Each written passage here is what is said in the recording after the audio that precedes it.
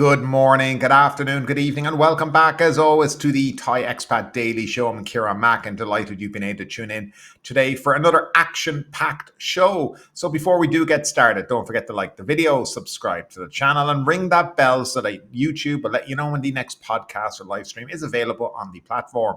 Now, if you like listening to us on a podcast player, link down below in the description where all the available podcast players that support the show can be found. And finally, if you want to actually support the show, if you want to be part of the community, become a member. Details down below in the description, and it's as simple as hitting join. So that's all done and dusted. Let's jump into those trending stories here in Thailand today. Prime Minister Paetongtarn, leader of the Pheu Thai party, addressed political questions for the first time after unexpected developments informing the new government, particularly the inclusion of the Democrat Party in the coalition instead of Palang Pracharat. During her visit to Sukhothai province on August 30th, she emphasized the need for a stable government, which is crucial for effective governance. She clarified that Pheu Thai's decision to exclude the Palang Pracharat required securing enough votes to amend various laws, and noted that the Democrat Party leadership has evolved over time. Our coalition with the Democrat Party does not mean we endorse the actions of past leaders. The political landscape has changed, and we need their support for stability, Paetongtarn stated. Addressing concerns from the red shirts about working with the Democrat Party, she emphasized that past conflicts are behind us and much has changed. During her visit to the local districts to assist flood victims, she urged moving forward, arguing that focusing on past political issues would hinder the country's progress. As Prime Minister, I'm committed to serving all Thai people. We must ask if we're ready to move forward and build a better future for our children, she said. On the government formation process, she noted that it is nearly complete, with only qualification checks remaining. She asked for patience and assured that once the vetting process is done, the cabinet list will be submitted for royal endorsement to avoid delays in government operations. Now, regarding the Palang Pracharat's plan to file a lawsuit against her, Paetongtarn stated that she couldn't stop them and that their internal issues were not her concern. She also downplayed criticism from the leader of the Sirirum Thai party, humorously suggesting that she might be the one dominating her father, former Prime Minister Thaksin Shinawatra. The iconic 45-meter-tall Big Buddha statue atop the Nakerd Hills between Kata and Shillong faces potential demolition following a landslide on August 23rd that claimed 13 lives and injured 19 others. The Royal Forest Department has filed a complaint against the foundation responsible for the statue's construction, alleging that the project triggered the disaster. Now, the department's deputy chief led an inspection on August 29th, confirming that the landslide was likely caused by deforestation at the hilltop to make way for the 135-ton statue. The statue is part of Wat Kitisan Karam, and while the temple had permission to use 15 rai of land within the Khao Nakerd National Forest Reserve, the foundation expanded construction by an additional 5 rai without authorization. Heavy rainfall combined with unauthorized construction is believed to have contributed to the landslide in the sensitive watershed Class 1A area, which had never been disturbed before. The department has since filed a complaint to reclaim the encroached forest land and announced plans to put up signs prohibiting entry. When the case is concluded, all structures, including the Big Buddha, will be demolished, Banarak stated. An emotional road incident in downtown Phuket last Thursday has escalated into legal trouble for Mr. Sonny, a 44-year-old American expat who now faces charges of property damage and causing fear or alarm by threats. On August 30th, investigators at Visit Police Station in Phuket filed charges against Mr. Sonny following an altercation with a 26-year-old Thai woman, Miss San, who was captured on video and widely shared on social media.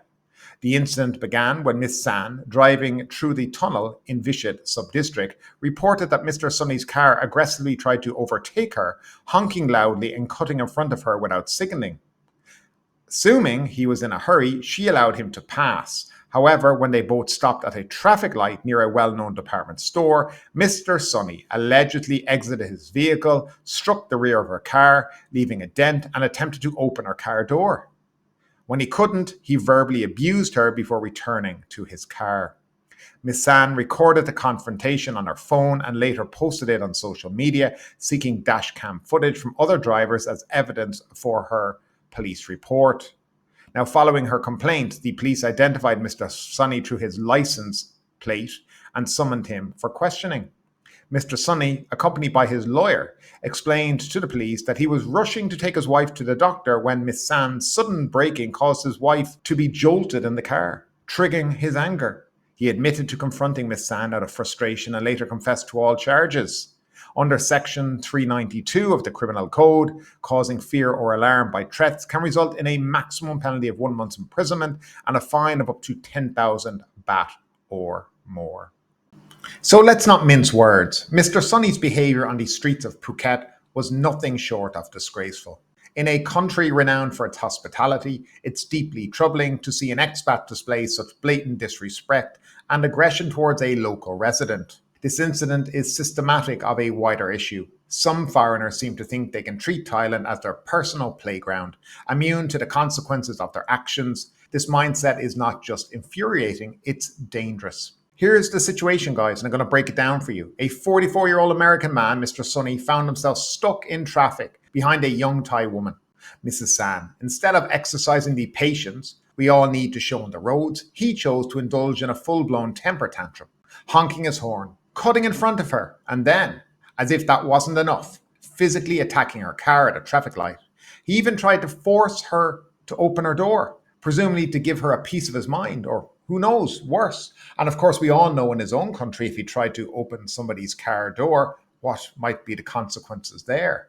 Now, let's pause a moment and consider the sheer arrogance required to behave like this in someone else's country. Mr. Sunny's excuse? Well, he was in a rush to get his wife to the doctor, as if that justifies terrifying a young woman and damaging her property. It's the kind of excuse that insults our intelligence. We all know that this is really about a man who believes his time is more valuable than anybody else's, and that his temper gives him license to intimidate and threaten.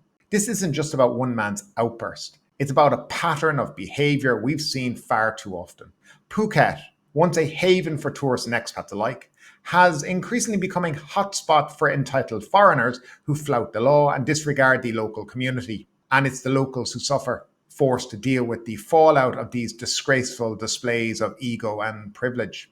So what's the solution? Well, it's simple. Mr. Sunny should be shown the door. Deportation isn't just the appropriate response. It's the only thing that makes sense. This man has made it clear that he does not have any respect for Thailand or its laws or its people. Allowing him to stay would send a dangerous message that foreigners can get away with this kind of behavior. Deporting Mr. Sunny would send a clear signal that Thailand will not tolerate such appalling conduct, and it would serve as a much needed reminder to other expats. If you choose to live in this beautiful country, you must respect it, because if you can't, you shouldn't be here at all. And that's my take on it today, and I'd love to know yours down below in the comment section. And finally, Chinese nationals involved in call center scams have reportedly fled to Chiang following intensified crackdowns by Lao and Chinese authorities on illegal operations in Laos, according to a border security force. The source reveals that 2 Chinese nationals, Yen Tin Shin, 34, and Huang Ziang, 34, were apprehended on Tuesday after illegally crossing the Mekong River in Chiang district. Both were charged with illegal immigration. In a separate incident on August 21st, Border Patrol Police arrested 9 fugitives, 7 Chinese nationals and 2 Thais, who were hired to transport the Chinese suspects from Pan district in Chiang Rai to Mae Sot district in Trat. The police seized 215 mobile phones, laptops, and SIM cards from 2 vehicles. The crackdown in Laos, particularly in the King's Roman area of the Golden Triangle Special Economic Zone, has targeted hundreds of criminal enterprises, including call center gangs. According to the source, the operation, which took place from August 9th to 27th, resulted in the arrest of 1,398 suspects, including 1,211 Chinese and 145 Vietnamese nationals. The source added that many of these involved in these illegal activities fled to the Thai side, leading to a surge in hotel occupancy in Chiang Saen. Additionally, several online scam gangs have reportedly relocated their operations to Myanmar and Cambodia.